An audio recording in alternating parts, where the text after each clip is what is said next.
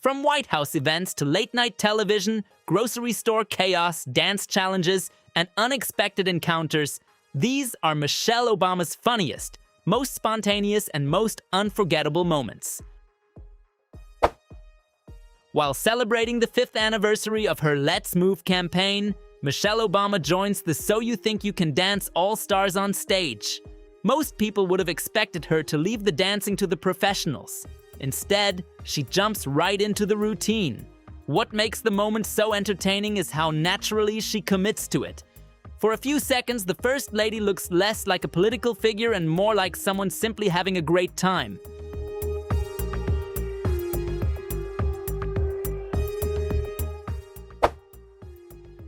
Michelle Obama and Jimmy Fallon decide to demonstrate what apparently happens when moms develop their own secret language of dance. Dressed in exaggerated suburban mom outfits, they turn an ordinary situation into something completely ridiculous. The outfits are funny enough, but Michelle's commitment is what really sells the sketch. She looks like she's having far more fun than anyone expected.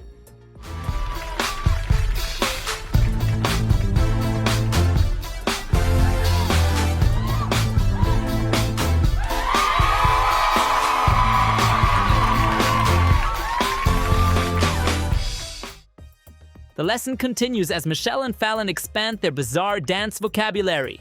What should be a completely ordinary errand suddenly becomes choreography. The humor comes from how seriously they treat something that's intentionally ridiculous.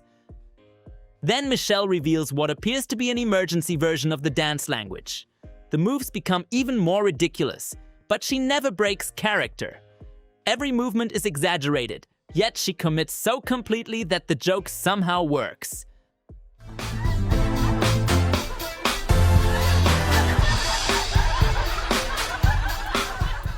The sequel gives Michelle and Fallon even more room to show off their choreography.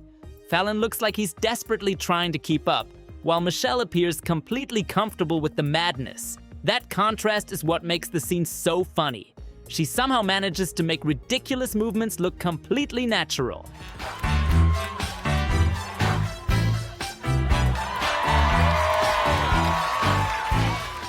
Ready.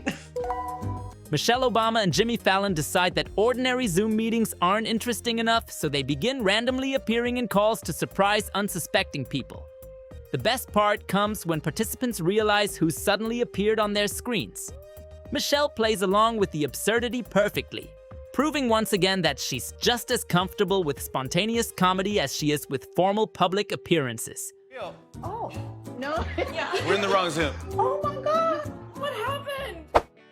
When Michelle joins Ellen DeGeneres for a dance segment, the two immediately look less like a first lady and a talk show host and more like two friends who have forgotten the cameras are rolling. Michelle laughs, dances, and throws herself into the routine without worrying too much about appearances. That relaxed energy is exactly what makes the clip so enjoyable.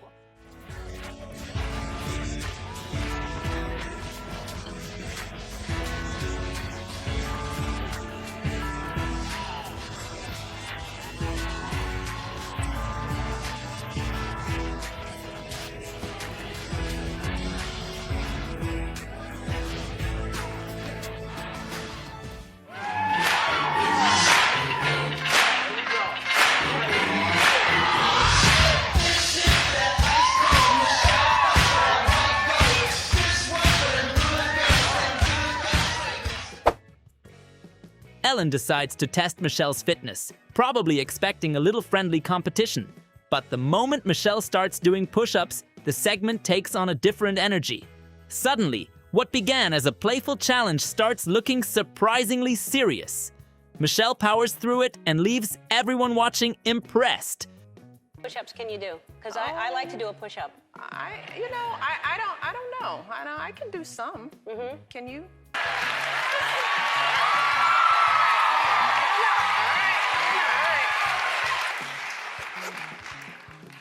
All right, you ready? Yeah. All right.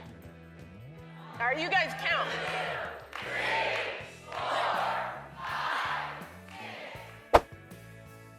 Michelle and Ellen head into CVS for what should be a simple shopping trip. The problem is that Ellen has absolutely no intention of keeping it simple. Almost immediately, Michelle realizes the trip is about to become chaos. Her expressions quickly become the funniest part of the segment as she tries to process what Ellen is doing while the situation gets more ridiculous by the minute. Because, you know, you're going to need these probably. It's been a while. And you... CVS stands for cotton, Vaseline, and stuff. That does. That's a personalized fan. This is a fan? It seems like it is. And That's not true. it does. Do you want anything from the What are coupon? these? Let's open it and see. This before I got in the way. This is new. Wait, don't, Ellen, don't open these up in the store. Why not?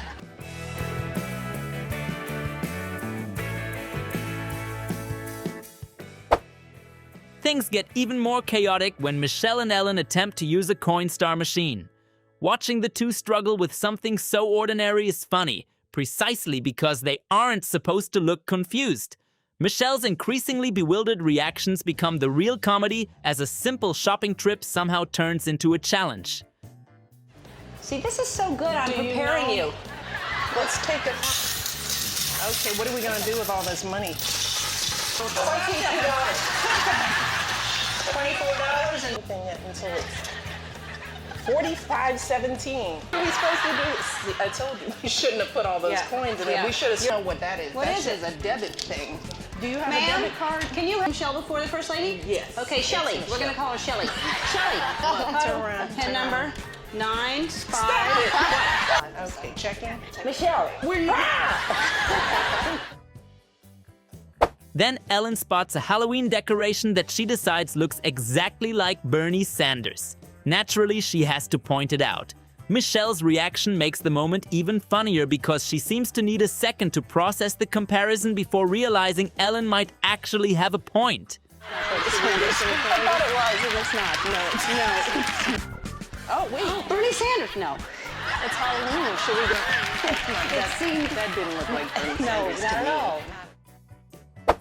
By aisle 2, the shopping trip has completely fallen apart.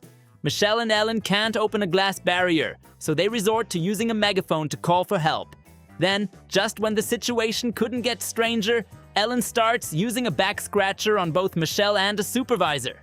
Michelle spends most of the clip looking like the only responsible adult left in the building. What's so special about this stuff? Don't, you might break it.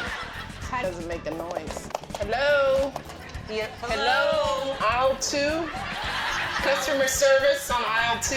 Hi, Shelley. Hi, Ellen. You know what Sasha needed? Picking up stuff. What are you doing? I'm just scratching your back. Not really itchy. I am looking for headphones, though. And help me with this here? Don't scratch him. CBS. Stop scratching him. Oh, no, scratch. What do you think? You think I should get, can you chill out on the itching? You know, this is not how you behave in He likes it. What's so special about this stuff? Don't, you might break it. Just when the shopping trip couldn't get any stranger, Michelle and Ellen discover boxed wine. It seems simple enough, except Michelle can't figure out how to open it. Watching a former First Lady struggle with a cardboard wine box is unexpectedly relatable. When they finally get help opening it, the situation somehow becomes even more ridiculous, ending with them giving away a signed box of wine. You are really not a good person to shop with. Open wine in a box. Have you ever had wine in a box? You with the baby. Come over here. Cup under so it doesn't start to pour on the ground. Oh, that's a good. And then you just turn it. Turn it. Oh yeah, I'll take one of those. Anybody? All right, that's good. That's. I don't want to Sign get this. arrested either. All right, Jacqueline. Oh, Ellen, look at this baby. Let's sign the baby. Avery is beautiful. Wow. Let's No, just. But you were about to head for the forehead. Yeah, and then I go down like that. Okay, she's out of control. Oh, don't you want me to sign the shorts? Just. Oh my God, thank you. You are really not a good person to shop with. James Corden's White House tour takes an unexpected turn when Michelle joins him for Carpool karaoke. Seeing the First Lady in the passenger seat already feels unusual, but Michelle immediately embraces the ridiculousness of the situation. Rather than treating it like an official appearance, she settles in and lets the fun take over. The contrast between the presidential surroundings and a casual car ride is what makes the moment so memorable. Even while giving James Corden a tour of the White House, Michelle can't resist taking a playful shot at Barack. It's a quick joke, but her timing is perfect. Moments like this are a reminder that some of Michelle's funniest lines come when she's talking about her husband. Here. Yeah. This is the Oval Office. My husband is in there somewhere. Is he in there right now? He better be. That's where he said he was. As the conversation continues, Michelle admits there's something surprisingly ordinary she missed while living in the White House: sitting in the passenger seat of a car. After years of security details and motorcades, something most people take for granted suddenly felt special. It's a funny moment, but also a glimpse into how unusual life as First Lady really was. Last time you got to do this, have a good rock out in a car? Oh, I've been in a car, maybe it was months ago, with my daughter who learned to drive. Yeah. And she rocked out a little. We rocked out with her, but that was the only time in 7.5 years that I've been in the front seat passenger of a car. seat, listening to music, rocking out like this. Oh. So this is a treat. This is a treat for all of us. This is very much a treat.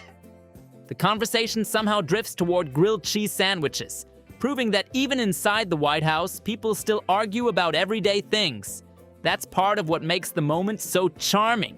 One minute, Michelle is discussing life as First Lady, and the next she's talking about comfort food. 3 a.m. I want a grilled cheese and a milkshake.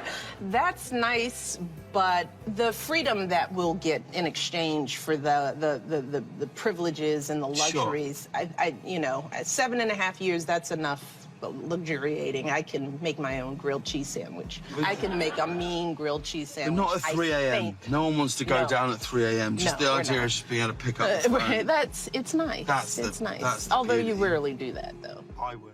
Once the music starts, the official White House atmosphere quickly disappears. Instead of a formal interview, it feels more like two friends enjoying a road trip. Michelle clearly embraces the fun of the segment, which is exactly why Carpool Karaoke became one of her most memorable appearances. No way. Did you know that Stevie Wonder is my favorite? He's the best.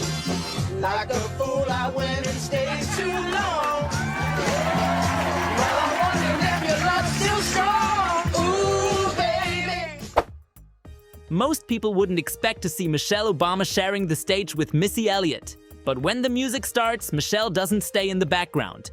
She throws herself into the performance and fully embraces the moment, making it clear she's there to have fun. Hello! People sing around, there's people gather round, there's people jump around. Go, get your freak on! Go, get your freak on! Go, get your freak on! Go, get your... Tracking Santa is something many families do every Christmas. Michelle Obama approaches the tradition with the same enthusiasm as everyone else, throwing herself into the holiday spirit.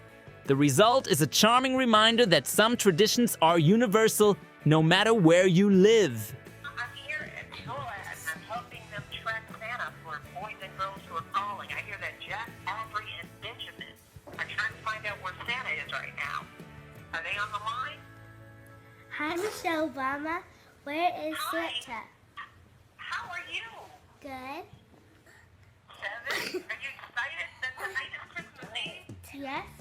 It is so exciting. We're excited here. My girls are very excited. They can't wait till Santa comes. And your folks tell you to go to bed, okay? I don't need to go to bed. You don't think you need to go to bed? No, I don't. Are you going to stay out, do you think? No. Merry Christmas, Michelle. All right, Merry Christmas Sound like and a a Happy New Year. You Happy too. New Year. Wow. Bye-bye. Bye-bye. Bye. I do not like.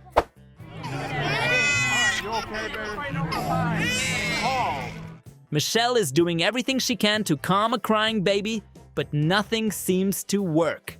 Then Barack steps in and the crying suddenly stops. Michelle's reaction is priceless. Every parent has experienced a moment like this, which is exactly why it gets such a laugh.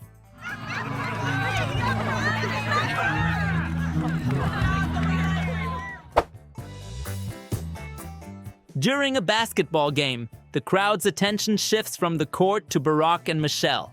Soon, the arena is encouraging them to kiss, and even their daughters get involved. It's a simple moment, but their playful reaction turns it into one of the most memorable presidential kiss cam appearances ever.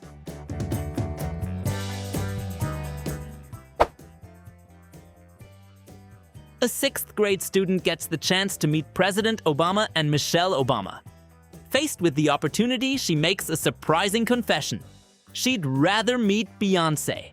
Instead of being offended, the Obamas immediately see the humor in it, making the exchange even more memorable.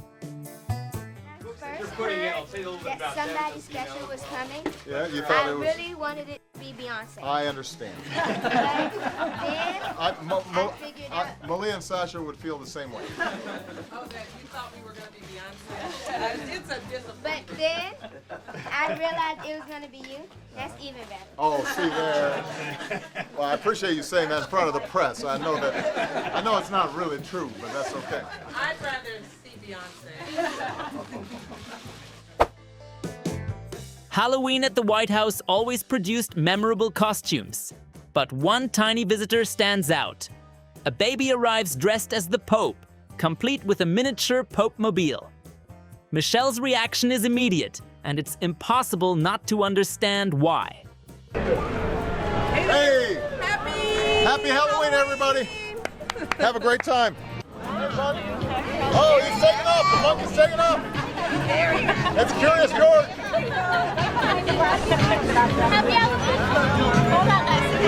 It's the Pope! In the Pope-mobile! This was rocking right there. How are you, Pope? Pretty good. You were just here. That looking like a little Beyond. That's rocking. I'm giving this one the prize right now. How's everybody doing today? Happy Easter. You guys brought the sun out? When the whip nay-nay craze swept across the internet, Michelle and Barack weren't about to sit it out. Watching the first family join in on one of the biggest dance trends of the moment is funny enough. Seeing how much fun they're having makes it even better. We're just thrilled to have you all here. Today is a little bit bittersweet for us because this is the Obama administration's last Easter egg roll. We've got a little whip and a little nay-nay, or however you do it. Something like that. So we just want you to have fun. And the theme this year, in our final year, is pretty simple. Some of the most memorable Obama moments weren't speeches or ceremonies. Sometimes it was simply Michelle and Barack dancing together. It's a brief clip, but it offers a glimpse of the relationship that made them one of the most popular couples in public life. This moment captures one of Michelle's most likable qualities. No matter the event, she often seems more focused on making the people around her comfortable than on herself. That genuine enthusiasm is part of what made so many of her appearances memorable.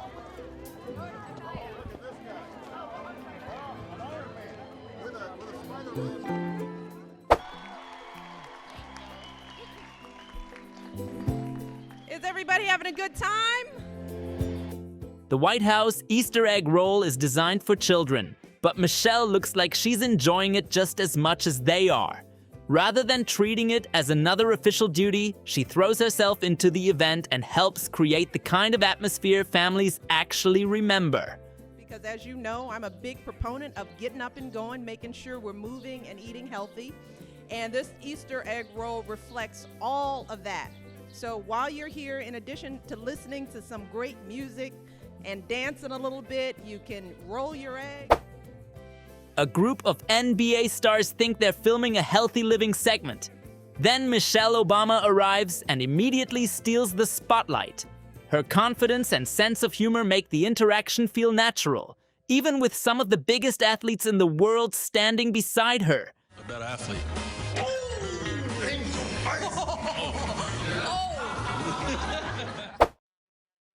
Most first ladies aren't remembered for their hula hooping skills. Michelle apparently had other plans.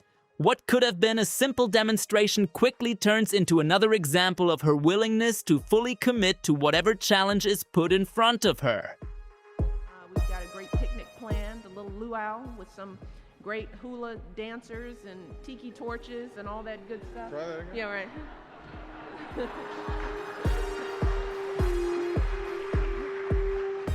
So you guys have a great time, and it is my honor to introduce my husband, the President of the United States, Barack Obama. After leaving the White House, Michelle found herself excited about something most people never think twice about: opening a window. It sounds funny at first, but after years of strict security restrictions, the simple act felt surprisingly freeing. It's one of those stories that perfectly illustrates how different life had been behind the scenes. Okay, you got about, you got a little over a year left while you guys are still in office. As the first, you know, well, Or as a person, you don't have to be a person. Yeah. having some movement on girls' education, because this is the kind of work that Barack and we want to do long after we leave the White House. I also want to do little things like, you know, open a window. I mean, You forget. I'm sorry. I want to go to Target. I'm sorry, madam. You know, one day We'll get you a canister of fresh air, Madam First Lady. One day, as a treat, my lead agent let me have the windows open on the way to Camp David. It was like 5 minutes out, and he was like, "Windows open, enjoy it." I was like, "Thanks, Alan." Visitors arrive expecting a normal White House tour. Instead, they get something much better. In the middle of their visit, Michelle Obama suddenly appears in person. The surprise on their faces is immediate, and Michelle's warm interaction turns an ordinary tour into a moment they'll probably never forget.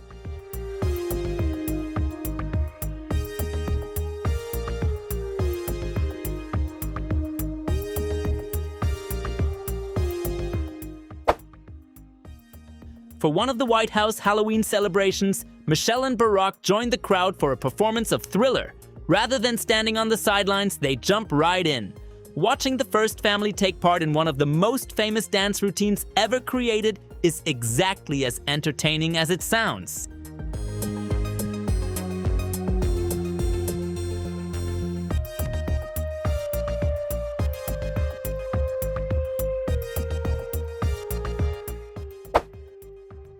When the mannequin challenge took over the internet, Michelle Obama decided to join in. Standing perfectly still alongside NBA stars, she commits to the trend just as seriously as everyone else. It's a quick moment, but it's another example of Michelle's willingness to have fun with whatever everyone else was doing. Whenever Michelle and Ellen get together, things usually become chaotic. This time is no different. The two throw themselves into the moment without worrying about looking polished or professional.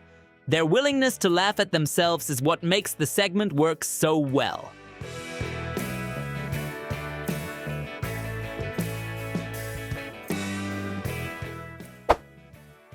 Some people enter a stage with a wave. Michelle Obama arrives handing out high fives. It's a small gesture, but it instantly changes the energy in the room. Within seconds, the audience feels less like spectators and more like part of the event. Hello, Mrs. Obama. Hey, Grant, how you doing? Amy Poehler's Leslie Knope spent years idolizing Michelle Obama on Parks and Recreation. When the two finally appear together, the result is exactly what fans hoped for. Michelle plays along perfectly, making the fictional character's dream meeting both funny and surprisingly wholesome. Doing good. This is Leslie Knope. She's considering a job with the... You are from Chicago, so you like it. That's right, and hundreds of millions of visitors each year. Are you nodding because you agree with me? Until the end of time, forever. You and Grant work together? Yeah, we work together. You know, getting kids outside, rock climbing, hiking. Wow, that's really apologies. Just... Nobody may have roasted Barack Obama more effectively than Michelle Obama. What starts as a simple story gradually turns into a playful impression of her husband. Michelle's delivery is what makes it work, proving once again that some of her funniest moments involve Barack. You know, and Malia will start it because she usually asks the serious question. Well, Dad, tell us about your day. Oh, and what about that conversation on global warming? He's like, well, no, I'm glad you asked that. Let me just answer that in 3 points. One. They're like, oh. You're like, Professor, can I audit this lecture? Because Sasha and I want to talk about our favorite song on Lemonade album. Teaching your child to drive is stressful for any parent. Teaching your child to drive while surrounded by Secret Service agents is a completely different experience. Michelle's retelling of Malia learning to drive perfectly captures how unusual even the most ordinary family moments became while living in the White House. And this is not in the book. This is not in the book. This is an exclusive. This one isn't in the This book. is an exclusive. But Malia told me her first driving lesson was on the Secret Service driving range, so they take them to the driving range where they learn how to do all that. He said, press the gas as hard as you can, and then I want you to stop. So this is what she tells me, and I'm thinking, what the heck are these people doing? So I said, so what did you do? She said, I floored it, and then I stopped. And I said, well, why did he tell you to do that? He said, because that's the first thing you need to know how to do is stop a car when it's going out of control. That's how she learned how to drive. Sometimes the funniest moments don't need words. In just a few seconds, Barack does something that makes Michelle smile, and the reaction says everything. It's brief, but it's exactly the kind of genuine moment people loved seeing from the Obamas. My husband's pretty cute. Not just cute, he's fine. How good looking is my wife?